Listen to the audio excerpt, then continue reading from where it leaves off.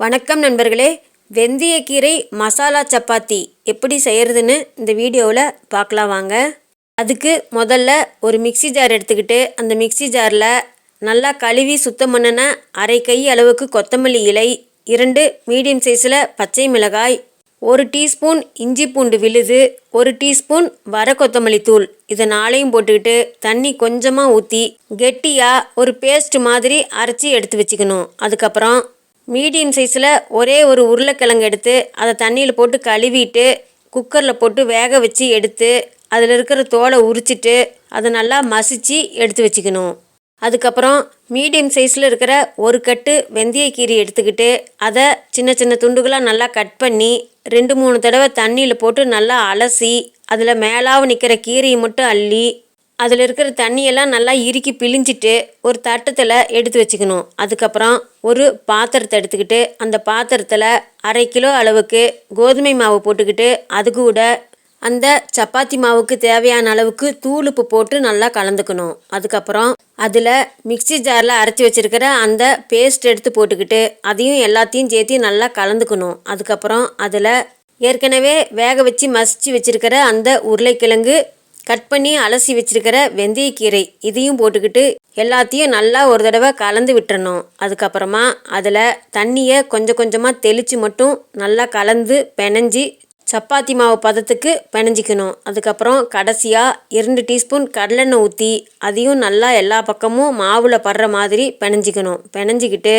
ஒரு உருண்டையாக பண்ணி அதே பாத்திரத்தில் வச்சு ஒரு தட்டு போட்டு நல்லா கமுத்தி 2 மணி நேரம் அப்படியே ஊற விட்டுறணும். அதுக்கப்புறம் ஒரு தட்டத்தில் சப்பாத்தியை தேய்க்கிறதுக்கு தேவையான அளவுக்கு வெறும் கோதுமை மாவை போட்டு வச்சுக்கணும். அதுக்கப்புறம் ஒரு சப்பாத்தி பலகை எடுத்துக்கிட்டு அல்லது சமையல் திட்டு மேடையிலே தேய்ச்சிக்கலாம். 2ல் எதில் வேணாலும் சப்பாத்தியை தேய்ச்சிக்கலாம். அதில் சப்பாத்தி மாவை நம்ம விரும்பின சைஸுக்கு உருண்டையாக எடுத்து அதில் வர மாவு கொஞ்சம் தொட்டு ஒரு அழுத்தம் கொடுத்துட்டு அதுக்கப்புறம் அதை அப்படியே எடுத்து அந்த சப்பாத்தி பலகையில் வச்சு சப்பாத்தியாக தேய்ச்சிக்கணும். தேய்ச்சிட்டு அதுக்கு மேலே, அதாவது அந்த சப்பாத்தி மேலே கொஞ்சமாக கடலெண்ணெயை தடவி விடணும். அது மாதிரி தடவுறதுக்கு ஒன்றா நம்ம கையிலேயே கடலெண்ணெய் தொட்டு தடவிக்கலாம். அப்படி இல்லைன்னா ஒரு ஸ்பூனில் தொட்டு அந்த சப்பாத்தி மேலே முழுக்க கடலெண்ணெயை தடவி விட்டுறணும்.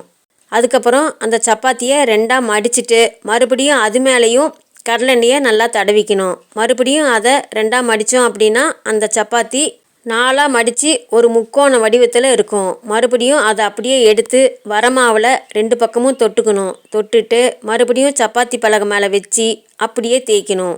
நமக்கு முக்கோண வடிவத்திலே இருந்தால் பரவாயில்லைனா முக்கோண வடிவத்திலே தேய்ச்சிக்கலாம். அப்படி இல்லைன்னா வட்ட வடிவமாகவும் தேய்ச்சிக்கலாம்.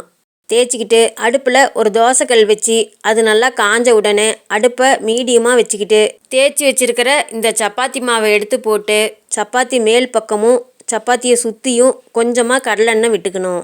அதுக்கப்புறம் சப்பாத்தி ஒரு பக்கம் வேகிறப்பவே அப்படியே பூரி மாதிரி உப்பி வரும். அதுக்கப்புறம் தோசை கரண்டினால் அந்த சப்பாத்தியை திருப்பி போட்டுட்டு அந்த பக்கமும் சப்பாத்தியை சுற்றி கொஞ்சமாக கடலெண்ணெயை ஊற்றிக்கணும். ஊற்றிக்கிட்டு அந்த சப்பாத்தியினுடைய ஓரமெல்லாம் தோசைக்கல்லில் படுற மாதிரி தோசை கரண்டினால் அப்படியே அழுத்தி விடணும். அதுக்கப்புறம் அந்த பக்கமும் சப்பாத்தி நல்லா வெந்ததுக்கப்புறம் தோசைக்கல்லிருந்து அந்த சப்பாத்தியை எடுத்து வேறொரு தட்டத்தில் அல்லது பாத்திரத்தில் போட்டுக்கணும். இதே போல் மீதி இருக்கிற எல்லா சப்பாத்தி மாவையும் சப்பாத்திகளாக சுட்டு எடுத்து வச்சுக்கணும். இந்த வெந்தயக்கீரை மசாலா சப்பாத்தி சும்மா சாப்பிட்றதுக்கே அவ்வளவு சுவையாக இருக்கும்.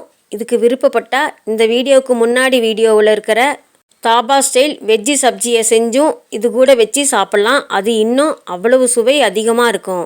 அல்லது நம்ம சேனலில் ஏற்கனவே நிறையா சப்பாத்திக்கு ஏற்ற மாதிரி குருமா வீடியோக்கள், கிரேவி வீடியோக்கள்லாம் போட்டிருக்குது. அதையெல்லாம் பார்த்துட்டு அதுலேயும் எது உங்களுக்கு பிடிக்குமோ அந்த மாதிரியும் செஞ்சு இந்த சப்பாத்திக்கு வச்சு சாப்பிட்லாம். அந்த வீடியோக்களுடைய லிங்க்கெல்லாம் இந்த வீடியோவில் டிஸ்கிரிப்ஷன் பாக்ஸில் இருக்குது. தேவைப்படுறவங்க அதில் போய் பார்த்துக்கோங்க. நீங்களும் இதே போல் இந்த வெந்தயக்கீரை மசாலா சப்பாத்தியை செஞ்சு சாப்பிட்டு பார்த்துட்டு எப்படி இருந்ததுன்னு கமெண்ட்டில் சொல்லுங்கள். இந்த வீடியோ உங்களுக்கு பிடிச்சிருந்தா நம்ம சேனலை இது வரைக்கும் சப்ஸ்கிரைப் பண்ணாதவங்க சப்ஸ்கிரைப் பண்ணிக்கோங்க. உங்களுக்கு தெரிஞ்சவங்களுக்கு ஷேர் பண்ணுங்கள், லைக் பண்ணுங்கள், கமெண்ட் பண்ணுங்கள். மீண்டும் அடுத்த வீடியோவில் சந்திப்போம் நண்பர்களே.